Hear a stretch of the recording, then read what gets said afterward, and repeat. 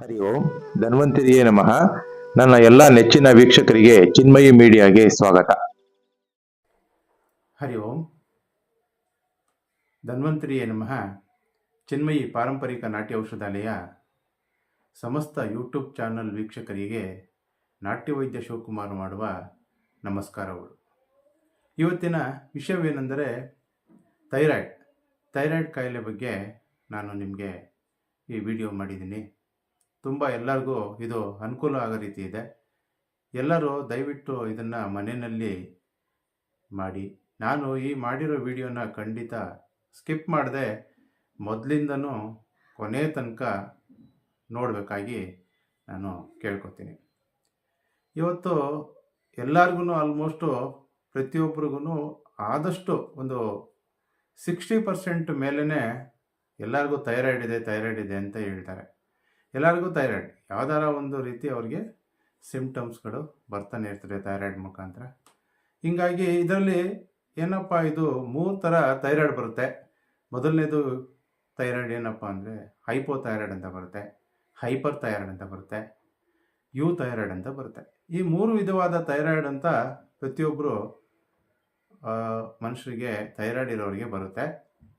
ಇದರಲ್ಲಿ ಕೆಲವೊಂದು ಗುಣಲಕ್ಷಣಗಳು ಕಂಡು ಬಂದಾಗ ನಾವು ವೈದ್ಯರ ಹತ್ರ ಹೋಗ್ಬಿಟ್ಟು ಅದನ್ನು ತಪಾಸಣೆ ಮಾಡಿಸಿ ಅದನ್ನು ಕೇಳಿ ಕೌನ್ಸಲಿಂಗ್ ಮಾಡಿ ಅದರಲ್ಲಿ ಬರೋವಂಥ ಏನು ರಿಸಲ್ಟ್ ಬರುತ್ತೆ, ಥೈರಾಯ್ಡ್ ಇದೆಯಾ ಇಲ್ವಾ ಅನ್ನೋದನ್ನು ಮೊದಲು ನಾವು ಕನ್ಫರ್ಮ್ ಮಾಡ್ಕೋಬೇಕು.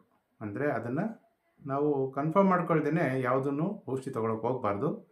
ಏಕೆಂದರೆ ಇದೆಲ್ಲ ತುಂಬ ಸೂಕ್ಷ್ಮವಾಗಿರುತ್ತೆ. ಅದರಿಂದ ನಾವು ಬ್ಲಡ್ ರಿಪೋರ್ಟು ಅದೆಲ್ಲ ಅವರು ಡಾಕ್ಟ್ರುಗಳು ಅದನ್ನು ಚೆಕ್ ಮಾಡಿ ನೋಡಿಬಿಟ್ಟು ಅದನ್ನು ನಿಮಗೆ ಚಿಕಿತ್ಸೆ ಹೇಗೆ ತಗೋಬೇಕು, ಯಾವ ರೀತಿ ತಗೋಬೇಕು ಅಂತ ಅವ್ರ ಸಲಹೆಯನ್ನು ನಿಮಗೆ ಕೊಡ್ತಾರೆ. ಇನ್ನೊಂದು ಹೇಗೆ ಗುಣಲಕ್ಷಣಗಳು ಬರುತ್ತೆ ಅಂದರೆ, ದೇಹದಲ್ಲಿ ಹಾರ್ಮೋನ್ಗಳು ಹೆಚ್ಚು ಕಡಿಮೆ ಆದಾಗ ಈ ಥೈರಾಯ್ಡು ಹೈಪೋಥೈರಾಯ್ಡ್ ಆಗ್ಬೋದು, ಹೈಪರ್ ಥೈರಾಯ್ಡ್ ಆಗ್ಬೋದು, ಇದೆಲ್ಲ ಬರುತ್ತೆ. ಅದರಿಂದ ನಾವು ಆದಷ್ಟು ಆ ಗುಣಲಕ್ಷಣಗಳು ಬಂದಾಗಲೇ ಡಾಕ್ಟರ್ ಹತ್ರ ತೋರಿಸ್ಕೊಳ್ಳೋದು ತುಂಬ ಒಳ್ಳೆಯದು. ಯಾಕೆಂದರೆ ಸೂಕ್ಷ್ಮವಾಗಿ ಇದನ್ನು ನಾವು ತಗೊಳ್ಳೇಬೇಕು.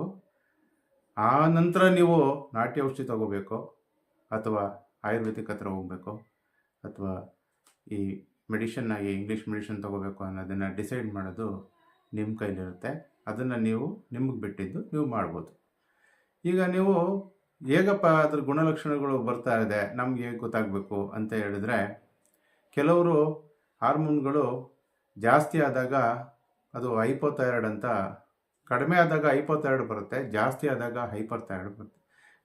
ಈ ಹೈಪೋಥೈರಾಯ್ಡ್ ಬಂದಾಗ ನಿಮಗೆ ಇದ್ಕಿದ್ದಂಗೆ ಚಳಿ ಆಗುತ್ತೆ, ಒಂಥರ ಮರು ಬಂದಂಗೆ ಆಗುತ್ತೆ, ಈ ಕೂದಲು ಉದುರೋದಂಗೆ ಆಗುತ್ತೆ, ಮತ್ತು ತೂಕ ಎಲ್ಲ ಜಾಸ್ತಿ ಆಗುತ್ತೆ.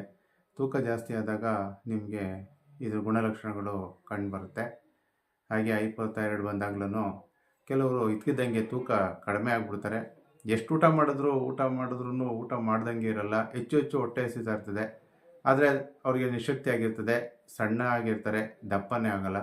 ಆಗ ಅವರು ಅದನ್ನು ವಿಧಿ ಇಲ್ಲದೇ ಅದನ್ನು ಕೆಲವರು ಬೇರೆ ಯಾವುದ್ಯಾವುದೋ ರೂಪದಲ್ಲಿ ಅದನ್ನು ತಿಳ್ಕೊಳ್ತಾರೆ. ಕೆಲವರಿಗೆ ಏನೋ ದೇಹದಲ್ಲಿ ಅದಾಗಿದೆ ಇದಾಗಿದೆ ಅಂತ. ಅದಕ್ಕೆಲ್ಲ ನೀವು ತಲೆ ಕೆಡಿಸ್ಕೊಬೇಡಿ. ದಯವಿಟ್ಟು ನಿಮ್ಮ ವೈದ್ಯರ ಸಲಹೆ ಮೇರೆಗೆ ನೀವು ಹೋಗಿ ಅವ್ರು ಮೊದಲು ನೀವು ರಿಪೋರ್ಟ್ನ ತಗೊಂಡು ನೀವೇನೇ ಡಿಸೈಡ್ ಬೇಕಾದ್ರೂ ಮಾಡ್ಬೋದು. ಇದರಿಂದ ನಿಮಗೆ ಇದಾಗುತ್ತೆ. ಥೈರಾಯ್ಡ್ ಅಂದರೆ ಗಂಟ್ಲೆಲ್ಲ ಊತ ಬರುತ್ತೆ, ಹಾಗೆ ಊದ್ಕೋತಾ ಇರುತ್ತೆ. ಹಾಗೆ ನಿಮಗೆ ಗಂಟ್ಲೆಲ್ಲ ಒಂದು ದಪ್ಪದಾಗಿ ಊದ್ಕೊಳುತ್ತೆ. ಆವಾಗ ನಿಮಗೆ ತಿಳ್ಕೊಬೇಕು, ಇದು ಗೈಟರ್ ಥರ ಹೇಳ್ತಾರೆ ಇನ್ನೊಂದು ಹೆಸರು, ಊದ್ಕೊಳ್ಳುತ್ತೆ. ಇದರಲ್ಲಿ ನಮಗೆ ಏನೋ ಸಮಸ್ಯೆ ಇದೆ, ಇದನ್ನು ನಾವು ತೋರಿಸ್ಕೋಬೇಕಪ್ಪ ಅಂತ ಹೇಳಿ ನೀವು ಡಾಕ್ಟರ್ ಹತ್ರ ಹೋಗಿ ಅದನ್ನು ಚೆಕಪ್ ಮಾಡಿಸ್ಕೋಬೇಕು.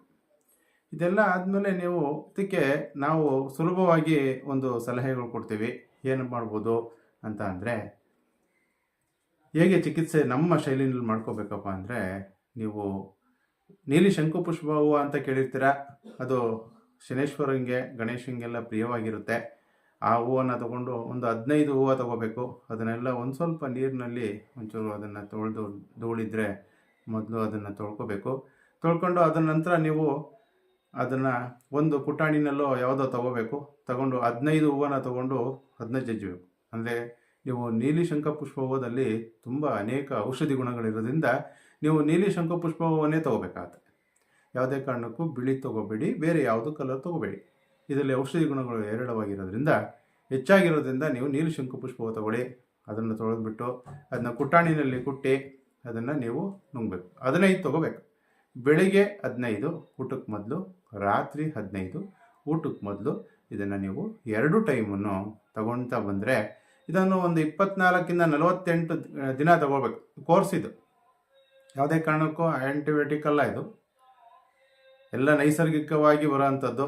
ನಾವು ಹೇಳೋದೆಲ್ಲ ನೈಸರ್ಗಿಕವಾಗಿ ಗಿಡ ಇರ್ಬೋದು, ಎಲೆ ಇರ್ಬೋದು, ಹೂವು ಇರ್ಬೋದು, ಆ ಥರ ನಾವು ಪ್ರಕೃತಿಯಲ್ಲಿ ಯಾವುದು ಬರ್ತಾ ಇರುತ್ತೆ ಗಿಡ ಮರಗಳಿಕೆಯಿಂದ ಅದರಲ್ಲಿ ನಾವು ನಾಟಿ ಔಷಧಿಗಳನ್ನು ಮಾಡೋದು.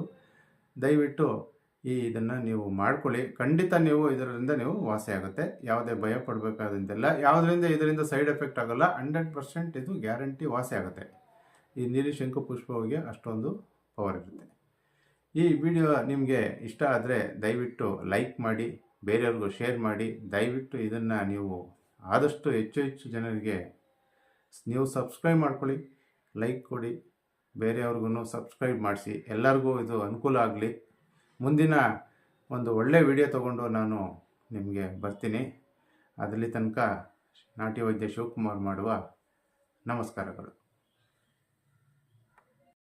ಈ ನನ್ನ ವಿಡಿಯೋ ನಿಮಗೆ ಇಷ್ಟವಾದಲ್ಲಿ ಚಿನ್ಮಯಿ ಮೀಡಿಯಾಗೆ ಸಬ್ಸ್ಕ್ರೈಬ್ ಆಗಿ, ಲೈಕ್ ಮಾಡಿ, ಶೇರ್ ಮಾಡಿ. ಧನ್ಯವಾದಗಳು.